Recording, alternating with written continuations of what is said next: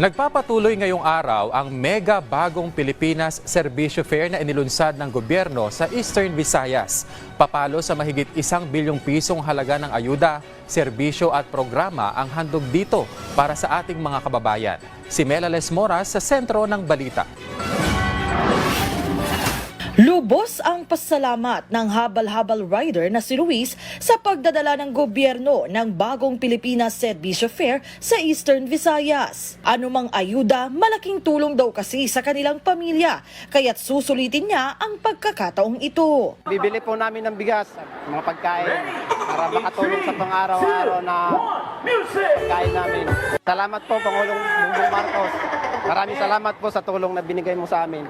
Ang mag-inang Annalyn, masaya rin na may ganitong programa ang pamahalaan. All-in-one na kasi rito ang mga kailangan nilang tulong. Paglalaanan po namin pagkain, panggastos sa mga anak namin nag-aaral, yung po pang-araw-araw.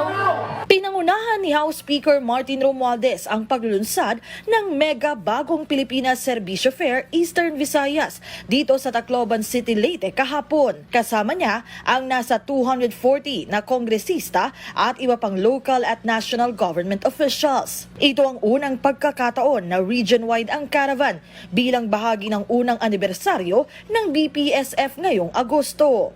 Ito mga kasama ko dito sa Kongreso, kami po ang gumagawa ng legislasyon o budget. Yung nakarang Lunes, nakatanggap lang natin yung bagong Net Expenditure Program. Ito po yung nakarang budget ng ating mahal na Pangulo para sa taon 2025. Kaya po nandito kami. Gusto po rin nakita kung maganda po itong programa na to. At ano kaya? Maganda pa itong Serbisyo Fair? Gusto ba natin ituloy? Hanggang ngayong Sabado ang BPSF Caravan sa rehiyon, kaya't marami pa rin ang humahabol dito. Sa kabuuan, papalo sa 1.26 billion pesos na halaga ng tulong at programa ang naihandog sa 2-day caravan para sa nasa 253,000 na benepisyaryo. Bukod sa BPSF, inilunsad din sa Eastern Visayas ang Startup Incentive Business Opportunity and Livelihood o CBOL program, Cash Assistance and Rice Distribution o CARD program, at Integrated Scholarship and Incentives for the Youth o ESIP program. Unprecedented, napakasaya ang mga beneficiaries at napakasaya din ang mga congressmen, mga governors at mayors. Kaya itong mga programa ng Bagong Pilipinas Serbisyo Fair, itong ESIP, itong CARD, itong CBOL, ay talagang nare-resonate na ito talagang gusto ng mga bayan.